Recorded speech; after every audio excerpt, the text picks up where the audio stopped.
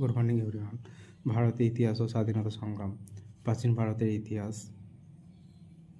আগে আমি তোমাদের প্রাচীন ভারতের ইতিহাস নিয়ে বলবো। একজোড়া দেখো, ইতিহাসের মূল ভিত্তি হচ্ছে ভৌগোলিক পরিবেশ।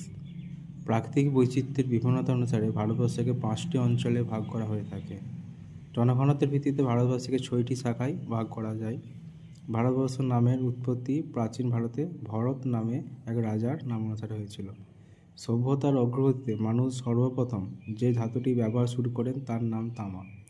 ভারতবর্ষের প্রাচীনতম সভ্যতা হরপ্পা সভ্যতা। 1922 খ্রিস্টাব্দে প্রথম মহেঞ্জোদারো নিদর্শন আবিষ্কৃত হয়েছিল। তাহলে কত খ্রিস্টাব্দে যদি বলে? 1922 খ্রিস্টাব্দে। রাখাল দাস বন্দ্যোপাধ্যায় প্রথম মহেঞ্জোদারো ভারতের প্রাচীনতম সভ্যতাটি আবিষ্কার করেন। খুব ভালো কোশ্চেন, এটা অনেক পরীক্ষার্থী আসে তোমাদের। রাখাল দাস বন্দ্যোপাধ্যায় প্রথম মহেঞ্জোদারো ভারতের প্রাচীনতম সভ্যতাটি আবিষ্কার করেন। হরপ্পার খনন কার্য দয়ারাম সাহানি প্রথম পরিচালনা করেন 1921 সালে। হরপ্পা সভ্যতা নগর কেন্দ্রিক এবং মেহেরগড় সভ্যতা গ্রাম কেন্দ্রিক। সিন্ধু উপত্যকায় লোহার প্রচলন ছিল না। হরপ্পা সভ্যতায় মৃতদেহকে সমাধিস্থ করত। আর্যদের প্রধান বাহন ছিল ঘোড়া। আর্যরা খ্রিস্টপূর্বাব্দ 2000 থেকে 1500 অব্দের মধ্যে ভারতে আসে। বেদ শ্রুতি নামে পরিচিত।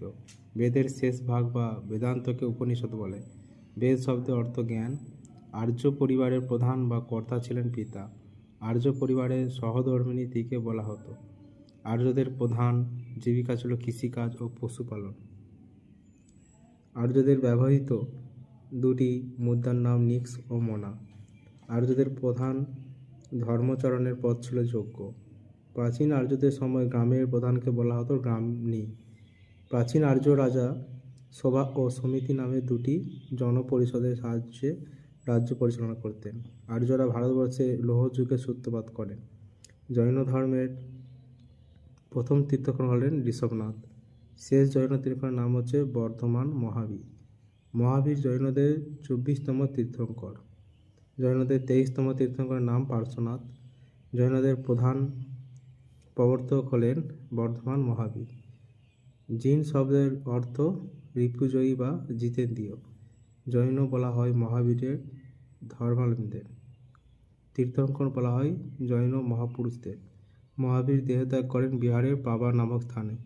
জৈনদের একটি প্রধান ধর্মগ্রন্থের নাম দ্বাদশ অঙ্গ। জৈনগণ শ্বেতাম্বর ও দিগম্বর সম্প্রদায়ে বিভক্ত হয়ে যান। গৌতম বুদ্ধ কপিলাবস্তুর লুম্বিনী উদ্যানে জন্মগ্রহণ